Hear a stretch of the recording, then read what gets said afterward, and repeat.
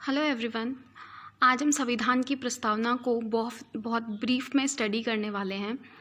हम देखने वाले हैं कि संविधान की प्रस्तावना में ऐसा क्या लिखा हुआ है कि इसे संविधान का आमुख कहा जाता है, संविधान की कुंजी कहा जाता है। इसमें ऐसा क्या है कि ये पूरे संविधान की व्याख्या बहुत ही कम शब्दों में कर देती है। कहाँ से इसकी शुरुआत होती है, ये सारी चीज़ें बहुत ही ब्रीफ में आज हम देखने वाले हैं। तो हम स्टार्ट करते हैं। सबसे पहले हम देखते हैं कि इसकी शुरुआत कहाँ से हुई। तो 13 दिसंबर 1946 को, जैसा कि आपको पता है कि 6 दिसंबर 1946 को संविधान सभा का गठन होता है। 9 दिसंबर 1946 को संविधान सभा की पहली बैठक होती है, जिसमें डॉक्टर सच्चिदानंद सिन्हा को अस्थायी रूप से अध्यक्ष चुना जाता है। उसके बाद में 11 दिसंबर 1946 को संविधान सभा की द्वितीय बैठक होती है, जिसमें डॉक्टर राजेंद्र प्रसाद को स्थायी अध्यक्ष के रूप में नियुक्त किया जाता है। और 13 दिसंबर 1946 को जब तीसरी बैठक होती है, उसमें पंडित जवाहरलाल नेहरू ने ये उद्देश्य प्रस्ताव संविधान सभा के सम्मुख रखा था। और इस प्रस्ताव को या संकल्प को 22 जनवरी 1947 को संविधान में अपना लिया गया, संविधान सभा द्वारा अपना लिया गया, संविधान का एक भाग इसे मान लिया गया। इस संविधान की जो हमारी प्रस्तावना है, इसमें केवल एक ही बार संशोधन किया गया है, 42वां संविधान संशोधन जो 1976 में किया गया था। उसमें 3 शब्द समाजवादी, पंथ निरपेक्ष व अखंडता, ये 3 शब्द इसमें जोड़े गए थे। तो हम देखते हैं कि हमारी प्रस्तावना क्या कहती है।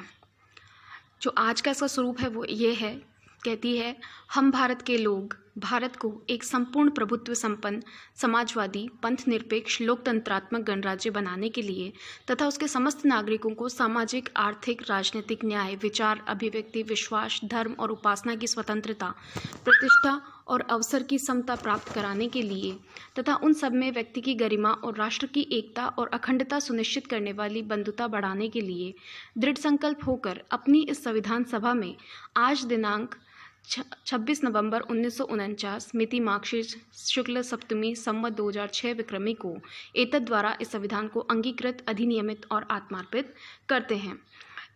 तो ये जो हमने संविधान की जो अभी प्रस्तावना, जिसे उद्देशिका भी कहते हैं, इसे पढ़ा, तो इसमें जो प्रस्तावना के जो तत्व हैं वो क्या क्या निकल कर आते हैं। तो इसके 4 मेजर तत्व निकल कर आते हैं। पहला तत्व है संविधान के अधिकार का स्रोत। ये हमें बताती है कि जो भारत का संविधान है वो लोगों में उसकी शक्ति अधिग्रहित है, मतलब भारत के लोग सर्व प्रमुख आते हैं। सबसे पहले भारत के लोगों से इस देश की शुरुआत होती है, संविधान की शुरुआत होती है। दूसरा ये बताती है भारत की प्रकृति।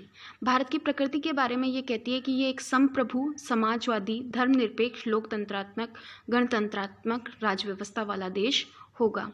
तीसरा, संविधान के उद्देश्य। ये संविधान के बनाने के उद्देश्य में हमें बताती है कि न्याय दिलाना, स्वतंत्रता दिलाना, समता और संबंधित्व वाला राष्ट्र बनाना, ये हमारे संविधान का उद्देश्य है। चौथा, ये संविधान लागू होने की तिथि हमें बताती है कि ये 26 नवंबर 1949 को लागू हुआ था। अब हम देखते हैं कि संविधान की जो प्रस्तावना जो हमारे पास में है, उसमें क्या क्या मुख्य शब्द हैं। तो प्रस्तावना के मुख्य शब्दों में सबसे पहला शब्द आता है हमारे पास में संप्रभुता। संप्रभुता से मतलब है कि लोगों को अपने से जुड़े हर मामले का फैसला करने का अधिकार है। मतलब कोई भी बाहरी शक्ति, कोई भी बाहरी देश या बाहरी शक्ति हमारे भारत को किसी भी तरीके का कोई आदेश नहीं दे सकती। वो एडवाइस अगर भारत लेता है तो वो एक अलग थिंग है, लेकिन उसे मानने के लिए भारत कभी भी बाध्य नहीं होगा। मतलब वो एक स्वतंत्र राष्ट्र है जो अपनी व्यवस्था का निर्माण स्वयं करेगा। दूसरा शब्द आता है हमारे पास में समाजवादी।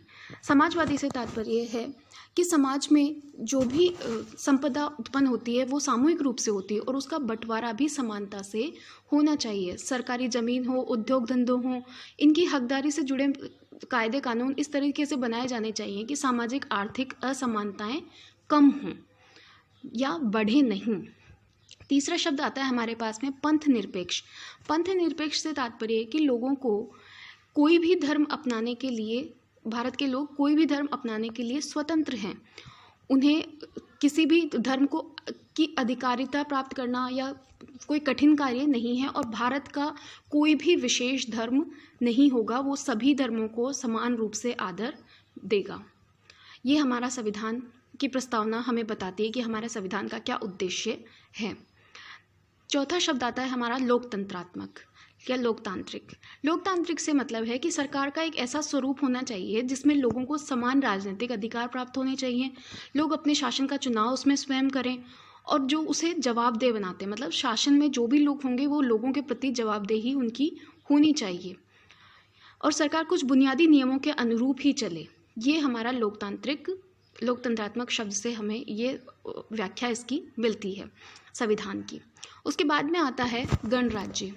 गणराज्य से तात्पर्य है कि भारत के शासन का जो प्रमुख होगा वो जनप्रतिनिधि होगा, वो लोगों द्वारा चुना हुआ होगा। ये किसी वंश या राजा के राज खानदान की तरह नहीं होता है कि वंश आगे बढ़ता रहे कि अभी वो राजा है, कल को उसके जाने के बाद उसका बेटा राजा बनेगा। ऐसा हमारे देश में नहीं होता है। हमारा जो लीडर होता है वो हमारी जनता द्वारा प्रत्यक्ष रूप से निर्वाचित होता है।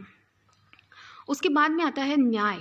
न्याय से तात्पर्य है कि नागरिकों के साथ उनकी जाति, धर्म और लिंग के आधार पर कोई भी भेदभाव नहीं किया जाना चाहिए।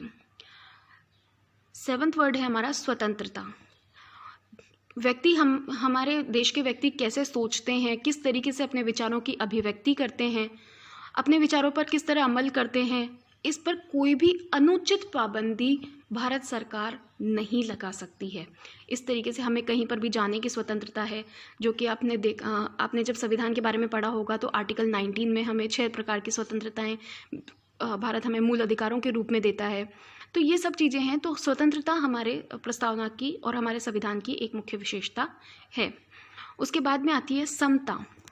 समता से तात्पर्य है कि कानून के समक्ष सभी लोग समान होने चाहिए।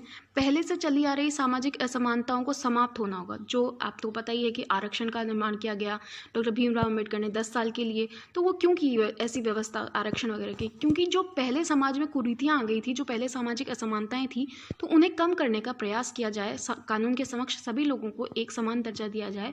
ये शब्द हमें समता से पता चलता है। और लास्ट वर्ड आता है हमारा बंधुत्व या बंधुता, जिसका तात्पर्य है कि हमें एक ऐसे देश का निर्माण करना है जहाँ पे सभी लोग एक परिवार की तरह रहें, जहाँ पे सभी लोगों के बीच में भाई बहनों जैसा प्यार हो। तो ये सारी चीज़ें हमारी प्रस्तावना हमें संविधान के बारे में बताती है कि संविधान के क्या उद्देश्य हैं, क्या लक्ष्य हैं और वो भारत सरकार से क्या चाहती है। वो जो हमारा संविधान है वो नागरिकों को किस कर्तव्य की तरफ उन्मुख करता है। ये सारी चीज़ें हमें प्रस्तावना में देखने को मिलती है। आई होप ये छोटा सा इंट्रोडक्शन जो हमने संविधान की प्रस्तावना के बारे में पढ़ा आपको समझ में आया होगा। Thank you so much for watching.